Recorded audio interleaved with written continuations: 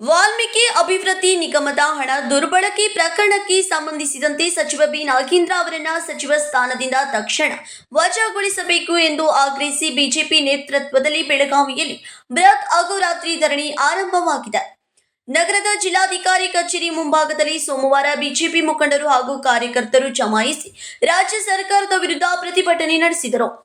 ವಾಲ್ಮೀಕಿ ಸಮಾಜದ ಅಭಿವೃದ್ಧಿಗೆ ಮೀಸಲಿಟ್ಟಿದ್ದ ಹಣವನ್ನ ದುರ್ಬಳಕೆ ಮಾಡಲಾಗಿದೆ ಎಂದು ಆರೋಪಿಸಿದ ಪ್ರತಿಭಟನಾಕಾರರು ಪ್ರಕರಣದಲ್ಲಿ ಹೊಣೆಗಾರಿಕೆಗೆ ನಿಗದಿಪಡಿಸಿದ ತಪ್ಪಿತಸ್ಥರ ವಿರುದ್ಧ ಕಠಿಣ ಕ್ರಮ ಕೈಗೊಳ್ಳಬೇಕೆಂದು ಒತ್ತಾಯಿಸಿದರು.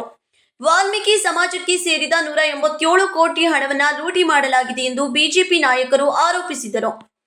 ಇಷ್ಟೊಂದು ದೊಡ್ಡ ಮೊತ್ತದ ಹಣ ದುರ್ಬಳಕೆಯ ಆರೋಪ ಕೇಳಿ ಬಂದಿದ್ದರೂ ಸರ್ಕಾರ ಸಚಿವ ನಾಗೇಂದ್ರ ವಿರುದ್ಧ ಸಮರ್ಪಕ ಕ್ರಮ ಕೈಗೊಂಡಿಲ್ಲ ಎಂದು ಆಕ್ರೋಶ ವ್ಯಕ್ತಪಡಿಸಿದರು. ಹಣ ದುರ್ಬಳಕೆ ಮಾಡಿದ ಆರೋಪ ಎದುರಿಸುತ್ತಿರುವ ಸಚಿವರಿಗೆ ಕಾಂಗ್ರೆಸ್ ಹೈಕಮಾಂಡ್ ರಕ್ಷಣೆ ನೀಡುತ್ತಿದೆ ಎಂದು ಆರೋಪಿಸಿದ ಮುಖಂಡರು, ಇದು ಕಾಂಗ್ರೆಸ್ ಹೈಕಮಾಂಡ್ನಿಂದ ನೀಡಿರುವ ಉಡುಗೊರೆಯಂತಾಗಿದೆ ಎಂದು ವ್ಯಂಗ್ಯವಾಡಿದರು. ರಾಜ್ಯದಲ್ಲಿ ಬರ ಪರಿಸ್ಥಿತಿ ಎದುರಾಗಿರುವ ಹಿನ್ನೆಲೆಯಲ್ಲಿ ರೈತರಿಗೆ ತಕ್ಷಣ ಬರ ಪರಿಹಾರ ಘೋಷಿಸಬೇಕು. ಬರದಿಂದ ಸಂಕಷ್ಟಕ್ಕೊಳಗಾಗಿರುವ ರೈತರಿಗೆ ಸರ್ಕಾರ ಸಮರ್ಪಕ ಪರಿಹಾರ ನೀಡಬೇಕು. ನೀರಾವರಿ ಯೋಜನೆಗಳಿಗೆ ವೇಗ ನೀಡುವ ಮೂಲಕ ರೈತರ ಸಮಸ್ಯೆಗಳಿಗೆ ಶಾಶ್ವತ ಪರಿಹಾರ ಕಲ್ಪಿಸಬೇಕು ಎಂದು ಪ್ರತಿಭಟನಾಕಾರರು ಒತ್ತಾಯಿಸಿದರು. ಬೆಳಗಾವಿ ಜಿಲ್ಲೆ ಸೇರಿದಂತೆ ರಾಜ್ಯದ ವಿವಿಧ ಭಾಗಗಳಲ್ಲಿ ನೀರಾವರಿ ಯೋಜನೆಗಳನ್ನು ಸಮರ್ಪಕವಾಗಿ ಜಾರಿಗೆಗೊಳಿಸಬೇಕು ಎಂದು ಬಿಜೆಪಿ ನಾಯಕರು ಆಗ್ರಹಿಸಿದರು. ರೈತರ ಕೃಷಿ ಚಟುವಟಿಕೆಗಳಿಗೆ ಅಗತ್ಯ ನೀರು ದೊರೆಯುವಂತೆ ಸರ್ಕಾರ ಸಮರ್ಪಕ ನೀರಾವರಿ ಯೋಜನೆಗಳಿಗೆ ಆದ್ಯತೆ ನೀಡಬೇಕೆಂದು ಒತ್ತಾಯಿಸಿದರು. ವಿಧವಾ ವೇತನ, ಅಂಗವಿಕಲರ ಪಿಂಚಣಿ ಸೇರಿದಂತೆ ಸಾಮಾಜಿಕ ಭದ್ರತಾ ಯೋಜನೆ ಅಡಿಯಲ್ಲಿ ಫಲಾನುಭವಿಗಳಿಗೆ ದೊರೆಯಬೇಕಾದ ಹಣವನ್ನು ತಡೆ ಹಿಡಿದಿರುವುದಕ್ಕೆ ಬಿಜೆಪಿ ನಾಯಕರು ತೀವ್ರ ಆಕ್ಷೇಪ ವ್ಯಕ್ತಪಡಿಸಿದರು. ಇವತ್ತಿನಿಂದ ಭಾರತೀಯ ಜನತಾ ಪಕ್ಷ ಕರ್ನಾಟಕ ನಮ್ಮ ರಾಜ್ಯಾಧ್ಯಕ್ಷರಾದ ಬಿ.ವೈ. ವಿಜೇಂದ್ರ ಅವರು, ವಿರೋಧ ಪಕ್ಷ ನಾಯಕರಾದ ಆರ್. ಅಶೋಕ್ ಅವರ ನೇತೃತ್ವದಲ್ಲಿ ಇವತ್ತು ಇಡೀ ರಾಜ್ಯಾದ್ಯಂತ ಎಲ್ಲ ಜಿಲ್ಲಾ ಕೇಂದ್ರಗಳಲ್ಲಿ ಅಹೋರಾತ್ರಿ ಹೋರಾಟವನ್ನು ಪ್ರಾರಂಭ ಮಾಡಿದೆವು.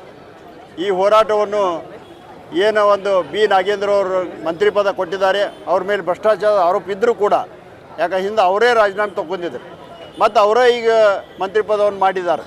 ಆದ ಕಾರಣ ಇಂಥ ಭ್ರಷ್ಟಾಚಾರಿಗಳು ಈ ಮಂತ್ರಿದಲ್ಲಿ ಇರಬಾರ್ದು ಅಂತ ತಿಳ್ಕೊಂಡು ನಮ್ಮ ಹೋರಾಟ ಇವತ್ತೆಲ್ಲರೂ ನಾವು ಪದಾಧಿಕಾರಿಗಳು ಮತ್ತು ಮಾಜಿ ಸಂಸದರು, ಮಾಜಿ ಶಾಸಕರು ಮತ್ತು ಎಲ್ಲ ಭಾರತೀಯ ಜನತಾ ಪಕ್ಷದ ಪದಾಧಿಕಾರಿಗಳು ಇವು ಜಿಲ್ಲಾ ಮಟ್ಟದಲ್ಲಿ ನಾವು ಮಾಡ್ತಾಯಿದ್ದೆವು. ಮತ್ತು ಎಲ್ಲ ಶಾಸಕರು ಮತ್ತು ನಮ್ಮ ವಿರೋಧ ಪಕ್ಷ ನಾಯಕರು, ಅಧ್ಯಕ್ಷರು ಸೇರಿ ಅವರು ವಿಧಾನಸಭೆ ನಡೆಯೋದ್ರಿಂದ ವಿಧಾನಸಭೆಯಲ್ಲಿ ಅವರು ದನಿಯನ್ನು ಎತ್ತಾರೆ. ಅಂದರೆ ಈ ಪ್ರಕಾರವಾಗಿ ನಮ್ಮ ಹೋರಾಟ. ಇದ್ರ ಜೊತೆಗೆ ಇವತ್ತು ಅಂಗವಿಕಲರ ಆಶ್ವಾಸನ ಕೂಡ ಭಾಳ ದಿವಸದಿಂದ ಕೊಟ್ಟಿಲ್ಲ. ಇವತ್ತು ಏನು ಒಂದು ನಮ್ಮ ಬರ ಪರಿಹಾರ ಕೂಡ ಘೋಷಣೆ ಮಾಡಬೇಕಾಗ್ತದೆ. ಅದು ಬರ ಇವತ್ತು ಕೆಲವೊಂದು ಕಡೆ ಮಳೆ ಆಗ್ತದೆ, ಕೆಲವೊಂದು ಕಡೆ ಆಗಿಲ್ಲದಂಥ ಚಿಕಾನದಲ್ಲಿ ಇವತ್ತು ಬೆಳೆ ಕೂಡ ಎಷ್ಟೋ ರೈತರು ಕಳ್ಕೊಂಡಾರೆ. ಅವ್ರ ಬೆಳೆ ಪರಿಹಾರ ಕೂಡ ಕೊಡಬೇಕಾಗ್ತದೆ. ಈ ಪ್ರಕಾರ ಹಲವಾರು ಇವತ್ತು ಭ್ರಷ್ಟಾಚಾರ ಇದ್ದಂಥ ಈ ಕಾಂಗ್ರೆಸ್ ಸರ್ಕಾರ ತೊಲಗಬೇಕು ಮತ್ತು ಬಿ. ನಾಗೇಂದ್ರ ಅವರು ರಾಜೀನಾಮೆ ಪಡೆಯಲೇಬೇಕಂತ ತಿಳ್ಕೊಂಡು ನಮ್ಮ ಹೋರಾಟ ಇದೆ. Thank you sir. Thank you. Karnataka ರಾಜ್ಯದ ಭಾರತೀಯ ಜನತಾ ಪಾರ್ಟಿ ಅಧ್ಯಕ್ಷರು ಸನ್ಮಾನ್ಯ ಬಿ. ವಿಜೇಂದ್ರ ಮತ್ತು ಆರ್. ಅಶೋಕ್ ನೇತೃತ್ವದಲ್ಲಿ ಇಡೀ ರಾಜ್ಯದಲ್ಲಿ ಪ್ರತ್ಯೇಕ ಜಿಲ್ಲೆಯಲ್ಲಿ ಅಹೋರಾತ್ರ ಹೋರಾಟವನ್ನು ಇವತ್ತು ಶುರು ಮಾಡಿದ್ದೀವಿ. ವಿಶೇಷವಾಗಿ ಇದರ ಬಗ್ಗೆ ಹೇಳಬೇಕಂದ ಮೇಲೆ ಬಿ. ನಾಗೇಂದ್ರ ಅವರು 2024ನಲ್ಲಿ ಮಂತ್ರಿಗಳಾದರು. ವಾಲ್ಮೀಕಿ ಸಮಾಜನ ದಲಿತರದ ದುಡ್ಡನ್ನು 187 ಕೋಟಿ ಹಗರಣ ಆಯ್ತು. ಹಗರಣ ಎಲ್ಲೇ ಹೋತಪ್ಪ ದುಡ್ಡು? ಒಂದು ಇಲೆಕ್ಷನ್ಗೆ ಹೋಯ್ತು. ಎರಡನೇದು ನಮ್ಮ ಮಾಹಿತಿ ಪ್ರಕಾರ ಲಂಬ್ರೋನಿ ಗಾಡಿ ಯಾವ್ದು ಹೆಸರು ಗೊತ್ತಾಗಲ್ಲದು, ಆ ಗಾಡಿಗಳು ಖರೀದಿ ಮಾಡೋಕೆ ಯೂಸ್ ಮಾಡ್ಯಾರ. ಅಂದ್ರೆ ಲ್ಯಾಂಬೋರೋನಿ ನಮ್ಗೆ ಹೆಸರು ಬರೋಲ್ಲ ಅಂಥ ಗಾಡಿಗಳು ಖರೀದಿ ಮಾಡಿ ಆ ದುಡ್ಡುಗಳಿಗೆ ಪಾಪ ಅವು ಬಡವರ ಮಂದಿಯು ಯಾರು ವಾಲ್ಮೀಕಿ ಸಮಾಜ ಅಂದ್ರೆ ಹಿಂದುಳಿದವ್ರು. ಆ ನಿಗಮದ ದುಡ್ಡನ್ನು ಇಂಥ ಲಕ್ಸರಿ ಗಾಡಿ ಖರೀದಿ ಮಾಡೋಕೆ ನೀವು ಉಪಯೋಗ ಮಾಡಿದ್ರೆ ಅಂತ ಎಂಥ ಒಳ್ಳೆಯ ಸರ್ಕಾರ ಅಂದ್ರೆ ಆ ಟೈಮ್ ನೀವು ರಾಜೀನಾಮೆ ತೊಗೊಳ್ರಿ. ಆಯ್ತು, ರಾಜೀನಾಮೆ ತೊಗೊಂಡಿದ ಮೇಲೆ ನಿಮ್ಗೆ ಗೊತ್ತಾಯ್ತು 85 ಕೋಟಿಗಳು ಹಗರಣ ಆಗೈತೆ ಅಂತ ಸಿದ್ದರಾಮಯ್ಯ ಒಪ್ಕೊಂಡಿದ ಮೇಲೆ ರಾಜೀನಾಮೆ ಆದಮೇಲೆ ಮತ್ತೊಂದು ಸಲ ಡಿ.ಕೆ. ಶಿವಕುಮಾರ್ ಮುಖ್ಯಮಂತ್ರಿ ಆದಮೇಲೆ ಅವ ಮನುಷ್ಯಗನ ಮಂತ್ರಿ ಪದ ಕೊಡ್ತಾರೆ. ಅಂದ್ರೆ ಇಂಥ ಭ್ರಷ್ಟ ಸರ್ಕಾರ ಯಾರು ಭ್ರಷ್ಟಾಚಾರ ಮಾಡ್ತಾರೆ ಅವ್ರಿಗೆ ನೀವು ಮಂತ್ರಿ ಪದ ಕೊಡ್ತೀರಿ. ಇದು ಒಂದು ಸಂದೇಶ ಇಡೀ ರಾಜ್ಯದ ಜನತೆಗೆ ಹೋಗತ್ತದ, ಇಡೀ ರಾಜ್ಯ ಅಲ್ಲ ಇಡೀ ದೇಶದ ಜನತೆಗೆ ಹೋಗ್ತದ. ಈಗಾಗಲೇ ನೀವು ರಾಜೀನಾಮಾ ಒಂದ್ಸಲ ತಗೊಂಡ್ರಿ, ಇನ್ನೊಂದ್ಸಲ ಈ ಬಾರಿ ರಾಜೀನಾಮಾ ತಗೋಬೇಕು, ಇಲ್ಲಾಂದ್ರೆ ಅಹೋರಾತ್ರ ನಾವು ಧರಣಿ ಆಂದೋಲನ ಕಂಟಿನ್ಯೂ ಮಾಡ್ತೀವಿ ಅಂತ ನಿಮ್ಮ ಮೂಲಕ ಹೇಳ್ತೀವಿ. ಕರ್ನಾಟಕದಲ್ಲಿ ಒಂದು ಹೊಸ ಮೂವಿ ರಿಲೀಸ್ ಆಗೈತಿ, ಭ್ರಷ್ಟಾಚಾರ ಏಕ ಪ್ರೇಮ್ ಕಹಾನಿ, ಲವ್ ಸ್ಟೋರಿ ಆಫ್ ಭ್ರಷ್ಟಾಚಾರ.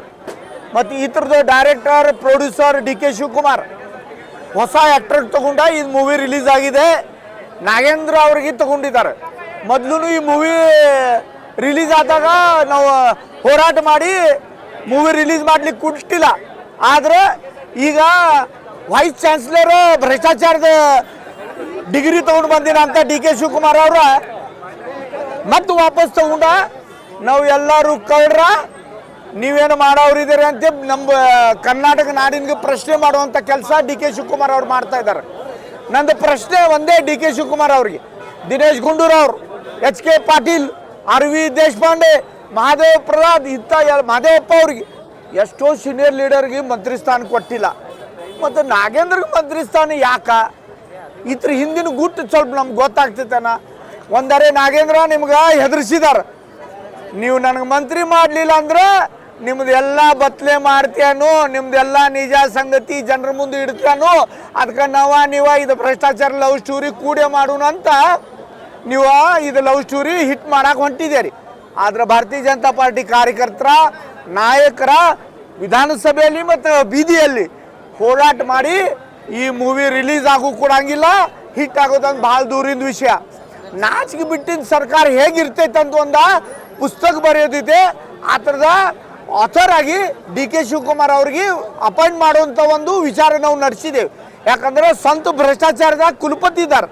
ಈಗ ಉಳ್ಕಿದವ್ರಿಗೆ ತನ್ನ ಜೊತೆಗೆ ತಗೊಂಡ ನಾವೆಲ್ಲರೂ ಕೂಡಿ ಕರ್ನಾಟಕ ಲೂಟಿ ಮಾಡೋಣ, ನಾವು ಒಬ್ಬ ಯಾಕೆ ನಡ್ರಿ ನನ್ನ ಜೊತೆಗೆ.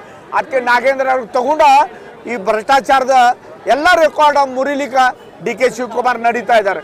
ಒಂದು ಬರೀ ಇದು ವಾಲ್ಮೀಕಿ ಹಗರಣ ಅಷ್ಟಲ್ಲ, ನಾವು ಮುಡಾ ಹಗರಣ ನೋಡಿದ್ದೇವೆ, ಎಷ್ಟೋ ಅಧಿಕಾರಿಗಳು ಆತ್ಮಹತ್ಯೆ ನೋಡಿದ್ದೇವೆ.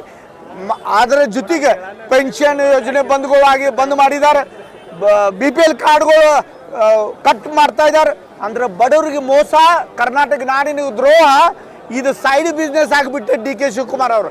ಆದರೆ ಡಿ ಕೆ ಶಿವಕುಮಾರ್ ಅವರಿಗೆ ನಂದು ಇಷ್ಟೇ ವಿನಂತಿ, ಕರ್ನಾಟಕ ನಾಡಿನ ಜನ ಯಾವಾಗ ಲೆಕ್ಕ ಮಾಡೋದ್ಲ ಪೂರ್ತಿ GST ಕಟ್ಕೊಂಡು ನಿಮ್ದು ಲೆಕ್ಕ ಮಾಡ್ತಾರೆ.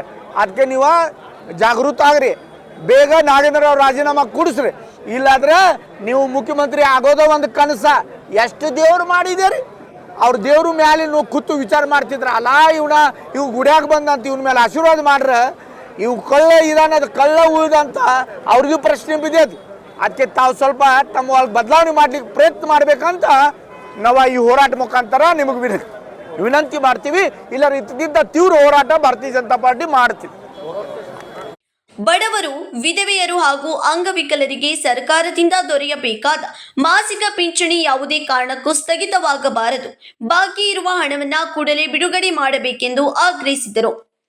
ರಾಜ್ಯ ಸರ್ಕಾರದ ಜನಪರ ಆಡಳಿತ ನೀಡುವಲ್ಲಿ ವಿಫಲವಾಗಿದೆ ಎಂದು ಆರೋಪಿಸಿದ ಬಿಜೆಪಿ ಮುಖಂಡರು ವಿವಿಧ ವರ್ಗಗಳ ಸಮಸ್ಯೆಗಳಿಗೆ ಸ್ಪಂದಿಸುವ ಬದಲು ರಾಜಕೀಯದಲ್ಲಿ ತೊಡಗಿದೆ ಎಂದು ಟೀಕಿಸಿದರು. ಬಿಜೆಪಿ ಗ್ರಾಮೀಣ ಜಿಲ್ಲಾಧ್ಯಕ್ಷ ಸುಭಾಷ್ ಪಾಟೀಲ್, ಡಿಸಿಸಿ ಬ್ಯಾಂಕ್ ಅಧ್ಯಕ್ಷ ಅಣ್ಣಾಸಾಹೇಬ್ ಜೊಲ್ಲೆ, ಮಾಜಿ ಶಾಸಕರಾದ ಸಂಜಯ್ ಪಾಟೀಲ್, ಅನಿಲ್ ಬೆಣಕೆ, ಮಹೇಶ್ ಕುಮಟಳ್ಳಿ, ಮಾಂತೇಶ್ ಕವಟಗಿಮಠ್, ವಿಐ ಪಾಟೀಲ್, ಮುರುಗೇಂದ್ರಗೌಡ ಪಾಟೀಲ್ ಸೇರಿದಂತೆ ಇನ್ನಿತರರು ಉಪಸ್ಥಿತರಿದ್ದರು. Raj Hiremath, KMM Kannada news, Belagavi.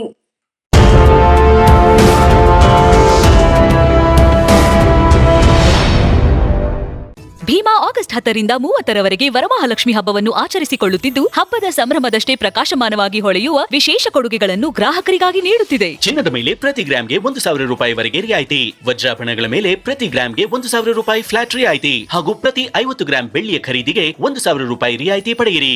ಹಳೆಯ ಚಿನ್ನದ ವಿನಿಮಯದ ಮೇಲೆ ಪ್ರತಿ ಗ್ರಾಮ್ಗೆ ಹೆಚ್ಚುವರಿ 150 ರೂಪಾಯಿ ಪಡೆಯಿರಿ. ಅಷ್ಟೇ ಅಲ್ಲ, ಲಕ್ಕಿ ಡ್ರಾ ಮೂಲಕ 4 ಕೋಟಿ ಮೌಲ್ಯದ ವಜ್ರಾಭರಣಗಳನ್ನು ಗೆಲ್ಲುವ ಅವಕಾಶ. ಕೊಡುಗೆಗಳು ಎಲ್ಲ ಭೀಮಾ ಮಳಿಗೆಗಳಲ್ಲಿ ಲಭ್ಯ. ಷರತ್ತುಗಳು ಅನ್ವಯ.